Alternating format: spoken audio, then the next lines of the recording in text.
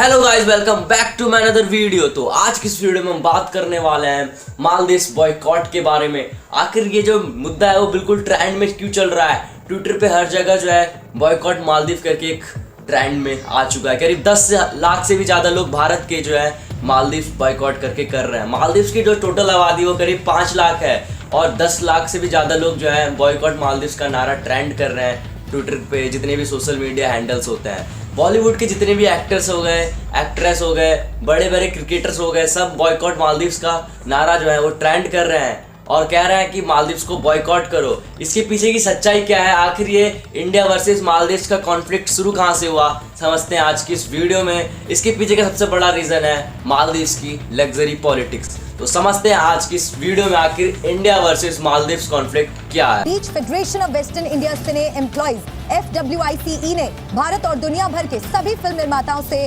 मालदीव में शूटिंग नहीं करने की अपील की है। FWICE की ओर से जारी प्रेस रिलीज में भारत की खूबसूरत जगहों पर शूटिंग करने की सलाह दी गई है। FWICE ने कहा है कि मालदीव ने पीएम मोदी के खिलाफ आपत्तिजनक टिप्पणी की है। ऐसे में राष्ट्र के प्रति एकजुटता दिखाते हुए ये फैसला लिया गया है। देश के प्रति एकजुटता दिखाना मकसद भारत मालदीव तनातनी पर ये बड़ी खबर आ रही है। मालदीव में Tourists heading to Maldives have been from India. Will this have an impact on the massive tourism industry there? Take a look.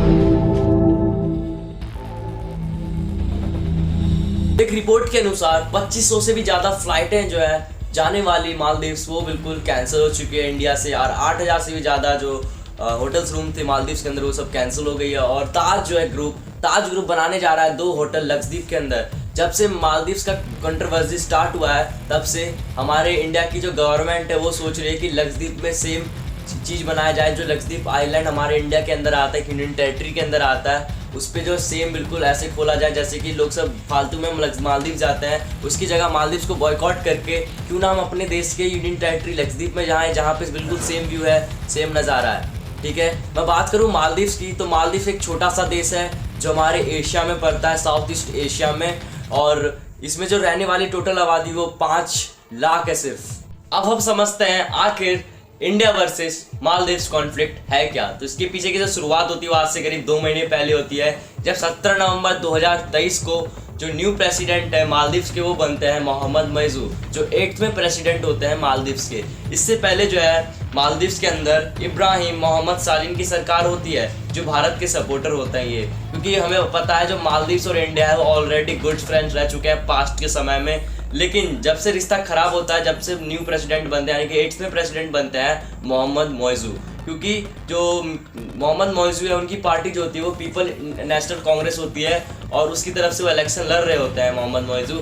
और इसके पीछे जो ये पार्टी है वो इलेक्शन लड़ती है Hindu Indian anti Hindu sentiments के खिलाफ से इलेक्शन लड़ती है और विन भी कर लेती है। इसके बाद मोहम्मद मोइज़ू जो है वो पार्टी के प्रेसिडेंट बनते हैं मालदीव्स के अंदर। तो मोइज़ू जो है ये कन्फ्लिक्ट स्टार्ट करते हैं और उनकी पार्टी जो है भारत के खिलाफ हो जाती है और एक प्रोपोगेंडा करती है कि मैं जो हूँ भारत को नीचा दिखाने की कोशिश करूँगा। तो मोहम्मद मोइज़ू होते हैं उन जो है एक जब इलेक्शन की असेंबली हो रही होती है एक समय में, जब इलेक्शन के लिए एक कैंपेन लॉन्च किया जाता है तो मोहम्मद मोइज़ू उस समय एक भाषण देते हैं, अगर जब मैं प्रेसिडेंट बनूंगा तो सबसे पहले क्या करूँगा, भारत की जितनी भी मिलिट्रेंट है जो वहाँ पे प्रेजेंट है मालदीव्स के अंदर उनको वापस भारत भेज दूंगा। इनका जो सबसे पहला जो बयान होता है बहुत खतरनाक बयान होता है जब से पूरा प्रोपोगेंडा स्टार्ट हो जाता है, क्योंकि जो इनकी पार्टी थी नेशनल पीपल कांग्रेस वो भारत के अगेंस्ट में थी और जितने भी वहाँ के लीडर हैं नेशनल पीपल कांग्रेस के वो क्या करती है, भारत को नीचा दिखाने के लिए बड़ी बड़ी कोशिश करती रहती है। क्योंकि आज से जितने भी राष्ट्रपति रह चुके हैं मालदीव्स के वो सबसे पहले राष्ट्रपति बनने के बाद सीधे जो है इंडिया आते थे टूर पे। लेकिन मैं बात करूँ ये नए जो प्रेसिडेंट बने हैं मालदीव्स के मोहम्मद मोइज़ू, वो पहले भारत नहीं आते, वो कहाँ जाते हैं, तुर्की जाते हैं। उसके बाद वो कहाँ जाते हैं, चाइना चले जाते हैं, लेकिन भारत नहीं आते हैं।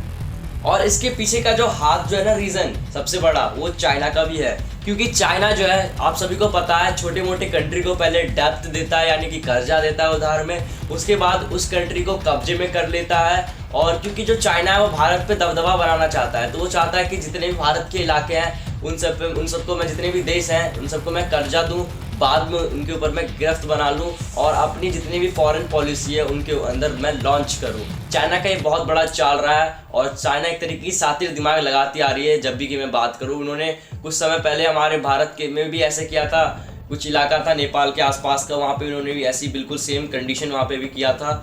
छोटे मोटे कंट्री को पहले डेप्थ देती है, जैसे पाकिस्तान को भी डेप्थ दे रही है, फिर फ्यूचर में जाके उसके ऊपर अपनी कब्जा कर लेगी, कठपुतली की तरह चलाएगी उस पूरे देश को। और जो हमेशा की सोच रही है चाइना की किसी भी कंट्री को अपने अंदर मैं बस कर लूँ और अपने रीजन को बढ़ा दूँ। मैं बात करूँ प्रेसिडेंट जो है मालदीव्स के अभी करंट के मोहम्मद मोइज़ी और उनके पार्टी मेंबर अब्दुल्ला यमीन की, तो वो करीब 11 साल के लिए जेल में भी रहे थे एक समय में, क्योंकि उन्हें करप्शन के केस में जेल के अंदर डाला गया था, क्योंकि उन्होंने बहुत बार भ्रष्टाचार भी फैलाया उनके देश मालदीव्स के अंदर। और मैं बात करूँ तो 3 मिनिस्टर मालदीव्स के जो नेशनल पीपल्स कांग्रेस से बिलोंग करते हैं उनको भी क्या कर दिया गया है, पूरी तरीके से रिजाइन कर दिया, उनके पद से हटा दिया गया है। आपको क्या पता है इसके पीछे का सबसे बड़ा रीज़न क्या है, कहाँ से कंट्रोवर्सी स्टार्ट हुआ? कंट्रोवर्सी के स्टार्ट होने का सबसे बड़ा रीज़न था जब से नरेंद्र मोदी जी ने, हमारे देश के प्राइम मिनिस्टर ने, जब वो यात्रा पे थे लक्षद्वीप की, तो उन्होंने कुछ पिक्स शेयर करी थी वहाँ पे घूमने की। तो उस पर जो है जो 3 बड़े लीडर्स हैं पीपल्स नेशनल कांग्रेस के, जिन्हें अब तो सस्पेंड कर दिया गया है, मालसा शरीफ, मरियम सूना और अब्दुल्ला महजूम मस्जिद करके, ये 3 लीडर जो हैं जिन्हें डिप्टी मिनिस्टर थे उनको भी सस्पेंड कर दिया है। इन्होंने कमेंट पास किया था, जैसे कि मरियम सूना ने कहा था ट्विटर पे, जो मोदी जी हैं वो पपेट हैं, इसराइल के पपेट हैं मिस्टर नरेंद्र, और देखो कैसी सी लाइफ जैकेट में डाइव कर रहे हैं, और हैशटैग मारती हैं विजिट मालदीव, यानी कहती हैं कि विजिट मालदीव आना चाहिए। उसके बाद उन्हीं की पार्टी के क्लाइंट है जाहिद रमीज, वो कहते हैं कि हमारा इंडिया जो है मतलब लक्षद्वीप जो है वो कंपेयर कर ही नहीं सकता कभी मालदीव के टूरिज्म से। जो उनके जो पार्टी के जो मेंबर होते हैं अब्दुल्ला महजूम मस्जिद, वो कहते हैं कि जो इंडिया एक डिप्लोमेटिक कंट्री है और इंडिया की जो कल्चर है उसको डायरेक्टली हिंट करते हैं, और कहते हैं कि इंडिया के जो रिजॉर्ट इंफ्रास्ट्रक्चर वो बढ़िया नहीं है अगर आप कंपेयर करें मालदीव से। और जो पिक जो शेयर करते हैं नरेंद्र मोदी उनको भला बुरा बताते हैं। बात करता हूँ मालदीव्स के अंदर जो प्रेजेंट टीचर्स एंड डॉक्टर्स हैं, तो करीब 27% जो टीचर है वो इंडियन टीचर है, और जो 30% डॉक्टर है ना मालदीव्स के अंदर वो भी इंडियन डॉक्टर है। मैं बात करूँ मालदीव्स की, तो मालदीव्स जब कोविड टाइम में था तो भारत ने करीब $250 मिलियन रुपए जो है मालदीव्स को दिया था, करीब 25 करोड़ रुपए मालदीव्स को डोनेट किया था। और मैं बात करूँ तो मालदीव्स को करीब जितने भी 61 आइसलैंड है मालदीव के, उनको जो है जो इक्विपमेंट होता है सेफ्टी हेल्थ इक्विपमेंट जो है भारत ने प्रोड्यूस किया था।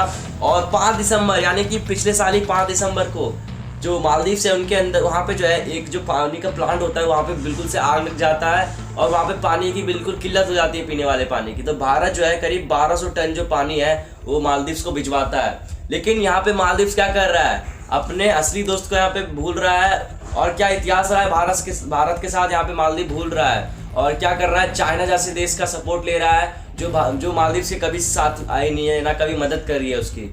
अगर मैं बात करूं मालदीव्स की, तो मालदीव्स की जो डेमोक्रेसी है वो भारत के अंदर कारण ही है। अगर भारत नहीं रहता तो मालदीव्स की डेमोक्रेसी नहीं होती, और मालदीव्स जो अनडेमोक्रेटिक कंट्री रहती है। अगर आपने वीडियो को यहाँ तक देखा है तो अब हम समझते हैं आखिर इतिहास क्या रहा है मालदीव्स का, आखिर मालदीव्स कंट्री फॉर्म्ड कैसे हुई। मालदीव्स जो है करीब 1192 ग्रुप्स ऑफ आइसलैंड से मिलकर बना है, जिसमें से करीब 187 इनहेबिटेड है, और उसमें से करीब 185 जो आइसलैंड है जिस पे इंसान रहते हैं, और करीब 150 से भी ज़्यादा आइसलैंड है जिसको प्राइवेट कंपनी ने खरीद रखा है, जिस पे उन्होंने रिजॉर्ट्स को बना रखा है पैसे को अर्न करने के लिए। तो मैं बात करूँ मालदीव्स की, तो मालदीव्स जो है वो 1965 में जाकर ब्रिटिश से आज़ाद होती है। जैसे कि इंडिया पे ब्रिटिश का दबदबा रहा था, तो हमारे देश को आज़ादी 1947 में मिली थी, वैसे ही जो मालदीव्स है उसको भी कब्जा करने वाला जो एक ही देश था वो ब्रिटिश था, यानी कि ब्रिटेन था, अंग्रेज़ थे। क्योंकि जितने भी साउथ एशिया है ना, जितने भी कंट्री साउथ एशिया में आती है सबको कब्जा करा था अंग्रेज़ों ने, यानी कि ब्रिटेन ने।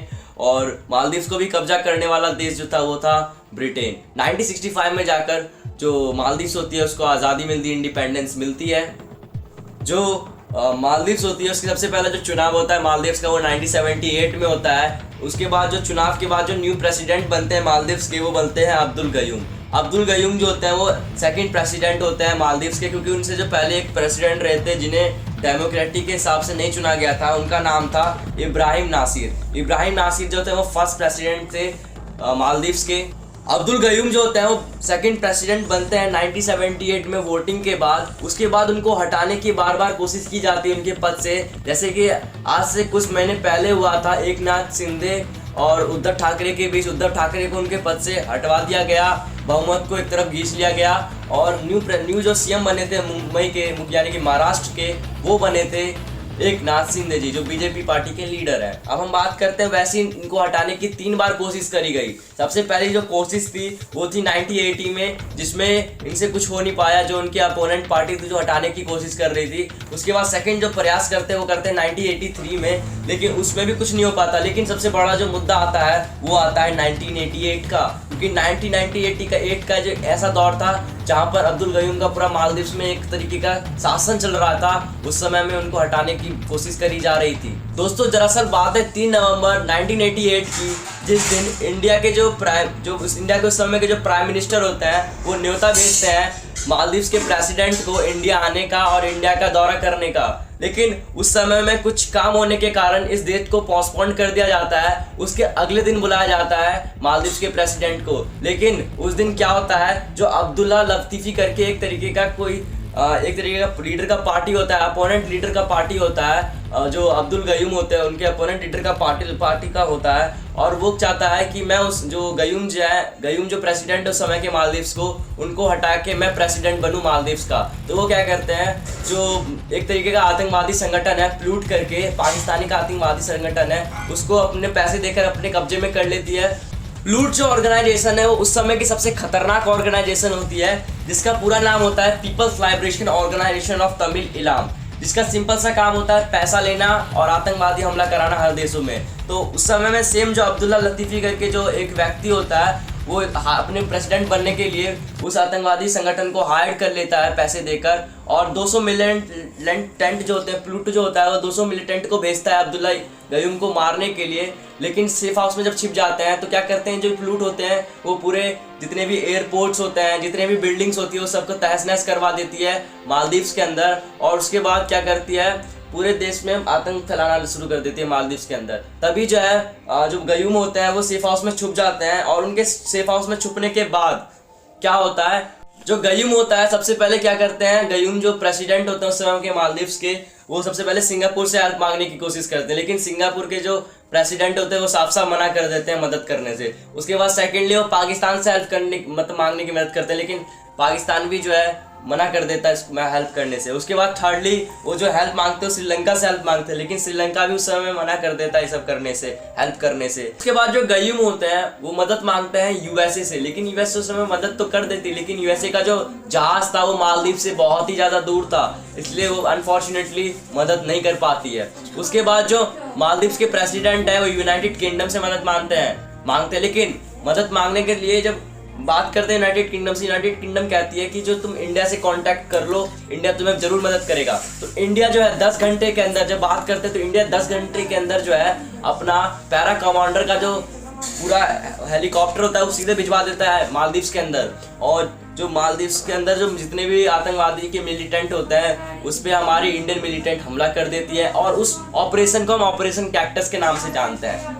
जब पैरा कमांडर को भेज देती है मालदीव्स में इंडिया, तो उसके बाद जो पैरा कमांडर के जो मिलिटेंट्स होते हैं वो उतरते हैं, एनकाउंटर करते हैं सबसे पहले जितने भी टेरर होते हैं, उसके बाद कुछ को तो गिरफ्तार कर लेते हैं। उसके बाद सबसे लास्ट में सेफ हाउस से जो प्रेसिडेंट उनको निकाल लिया जाता है, और इस ऑपरेशन को जो है हम ऑपरेशन कैक्टस के नाम से जानते हैं। और मैं बात करूं प्रेसिडेंट गयूम की, तो वो जो करीब 20 साल जो है, नेक्स्ट 20 साल जो है प्रेसिडेंट रहते हैं, और मालदीव्स के इतिहास में सबसे लंबा रहने वाले प्रेसिडेंट अब्दुल्ला गयूम कहलाते हैं। जो मालदीव्स होता है उसमें फाइनली जो कॉन्स्टिट्यूशन है वो 2008 में लिया जाता है, जिससे लेजिस्लेटिव, जुडिशरी और तीनों जो एडमिनिस्ट्रेटिव, तीनों जो चीज़ें होती हैं, तीनों जो पिलर होते हैं डेमोक्रेसी के, वो पता चलती है। इससे पहले भी जितने भी लीडर्स थे, प्रेसिडेंट थे मालदीव्स के अंदर, वो अनडेमोक्रेटिकली चुना जाता है, यानी मोनार्ची से चुने जाते हैं। करीब 40 साल तक ऐसी प्रेसिडेंट को चुना गया था। उसके बाद जब फाइनली 2008 में डेमोक्रेसी आता है, तो डेमोक्रेसी के साथ फिर प्रेसिडेंट को चुना जाता है। जो 2008 में जो न्यू प्रेसिडेंट बने थे वो बने थे मोहम्मद नसीर, जो बिलोंग कर रहे थे पीपल्स मालदीव्स पॉलिटिकल पार्टी से मालदीव्स के अंदर। आज कितनी भी इतिहास की मैं बात कर लूँ तो भारत हमेशा मालदीव्स के सपोर्ट में रहा है।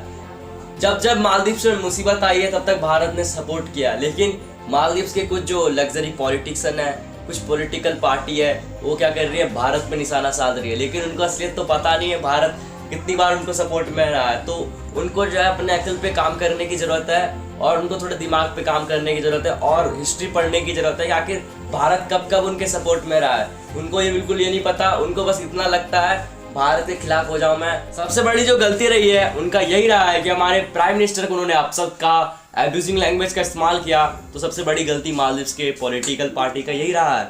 मैं बात करूँ मालदीव्स शब्द की तो मालादीप, जिसे संस्कृत से डिराइव किया गया मालदीव शब्द को, जिसका सिंपल सा मतलब है मालादीप, यानी कि गार्लैंड ऑफ आइसलैंड। जो मालदीव में रहने वाले लोग जिस भाषा को बोलते हैं ना, उस भाषा को देवियंस के नाम से जाना जाता है, देवियंस के नाम से, जिनका संस्कृत में सिंपल सा मतलब होता है द्वीप। द्वीप में रहने वाले लोग, उसी को कहते हैं हम ये देवियन, ठीक है, देवियंस कहते हैं उसी को। और जो मालदीव की जो हिस्ट्री है करीब हजारों साल बौद्ध पे बेस्ड है। बुद्ध धर्म जो होता है, बौद्ध धर्म, उस पर बेस्ड है। और हिंदुज़्म भी जो है मालदीव्स के अंदर ऑलरेडी प्रेजेंट है। 17वीं सेंचुरी के किताब के हिसाब से, जिस किताब का नाम था अलामा सिबाब अल दीन, जो एक तरीके की इस्लामिक बुक है, जिसके हिसाब से जो मालदीव्स में रहने वाले लोग हैं ना, वो सारे क्या हैं, एक कालीबंगा नाम है भारत का इलाका है, उससे बिलोंग करते हैं मालदीव्स में रहने वाले जितने भी लोग हैं उस समय में। और मैं बात करूँ मालदीव्स की, तो मालदीव्स में सबको पता है, हिस्टोरिकल बात है, सबको पता है कि जो मालदीव्स में रहने वाला जो सबसे पहला व्यक्ति था ना, वो गुजरात का था।